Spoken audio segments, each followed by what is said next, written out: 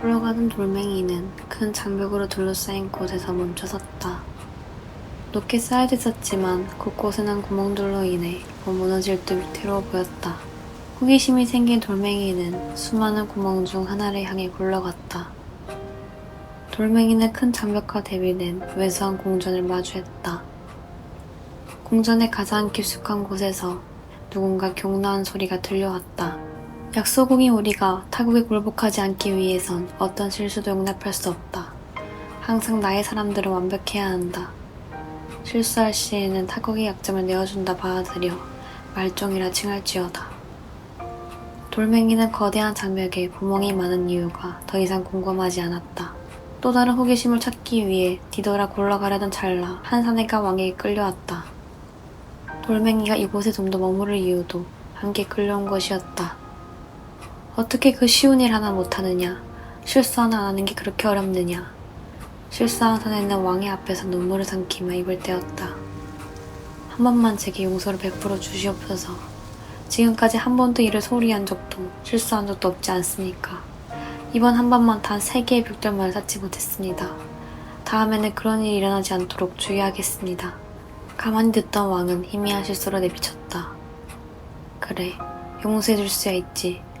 근데 그게 무슨 소용이란 말이냐. 내가 너를 용서해봤자 네가 성벽을 다 쌓지 못한 사실은 변하지 않아. 또다시 실수하지 않는다는 확신을 어떻게 가지란 말이냐. 내 국가에 너 같은 무능력한 사람이 있다면 언젠간 약점이 되어 결국 모든 게 무너져 버릴지도 모른다. 더 이상 존재 이유가 없어진 넌 내 나라에서 말종으로 칭하리라. 이곳에 있을 자격도 없으니 지하방에서 썩혀 지내거라. 이내 사내는 지하방으로 끌려갔고 돌멩이도 그를 따라 함께 굴러갔다. 지하방에 끌려간 사내는 자신처럼 끌려온 자들이 생각보다 많음을 보았다. 그들에게 물었다. 다들 어찌하여 이곳에 오게 되었습니까? 한 여인은 한 번의 헛디딤으로 끌려오게 되었고 다른 사내는 더 이상 힘이 따라주지 않아서였다. 그 외에도 다양한 이유로 이곳에 오게 되었으니 그것이 나라를 멸하게 될 정도가 아님을 모두가 알고 있었다. 돌멩이가 뒤따라갔던 사내는 자신이 끌려왔다는 사실에 분을 참지 못한 채 호소했다. 내 앞을 지나가는 바퀴벌레와 내가 정말 같은 처지란 말인가? 내가 정녕 이 나라의 수치스러운 존재이자 오점이며 도움이 되지 않는 존재인가? 도저히 받아들일 수가 없구나. 지하방 구석 어딘가에 조그만 그림자가 사내에게 다가왔다. 그 아이는 모두에게 최초의 말종이라 불리는 아이였다. 기이하게도 최초의 말종이라 불린 그 아이는 10수년 나이를 먹었음에도 그 모습 그대로 유지하고 있었다. 끝에서 지켜보던 돌은 아이에게 물었다. 어찌하여 여기로 오게 되었니? 아이는 입을 꾹 닫은 채 돌멩이를 바라보았다. 슬픔에 가득 차 있으면서도 실에게 반짝이는 눈이었다. 그곳에 갇힌 모든 말종이 돌멩이에게 소리쳤다. 저희가 정녕 말종이 맞습니까? 저기 지나가는 바퀴벌레와 같은 처지냔 말입니다. 제발 저희에게 답을 내려주세요.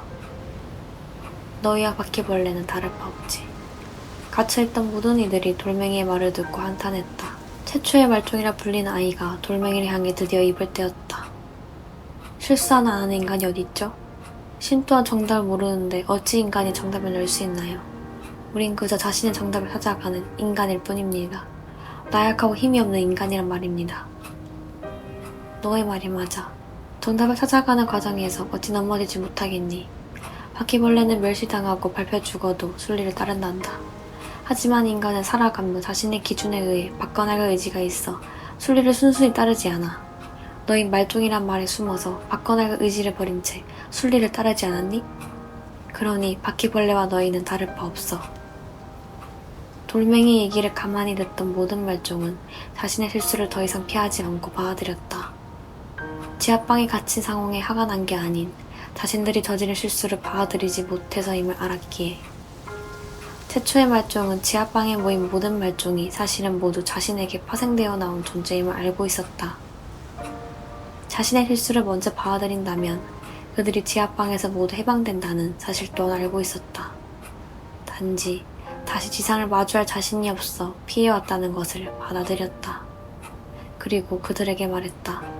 최초의 말종은 자신만이 돌아왔던 최초 입구를 모두에게 안내했다.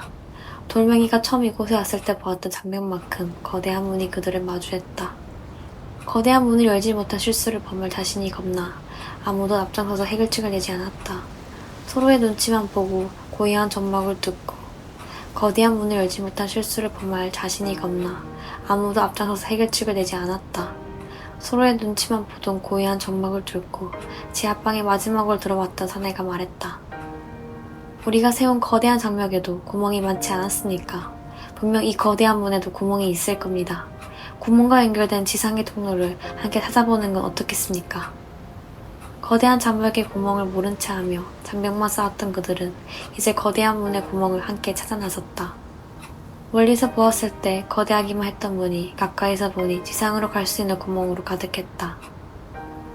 마음만 먹으면 쉽게 나갈 수 있는 문이었음을 그들이 문을 열고 나가기를 마음먹었을 때 알 수 있었다. 지하방에 있던 모든 말종이 지상에 올라와 왕에게 소리쳤다. 넘어진 이유를 알았으니 다시 조심해서 앞으로 굴러가면 됩니다. 인간은 항상 실수합니다. 실수를 받아들이고 다시 앞으로 나아가면 됩니다. 그것이 우리의 왕국을 지키는 일이고 나를 지키는 힘입니다. 어느 누가 우리의 성벽을 부술 수 있겠습니까? 최초의 말종이라 칭한 아이가 왕에게 가까이 다가가 얘기했다.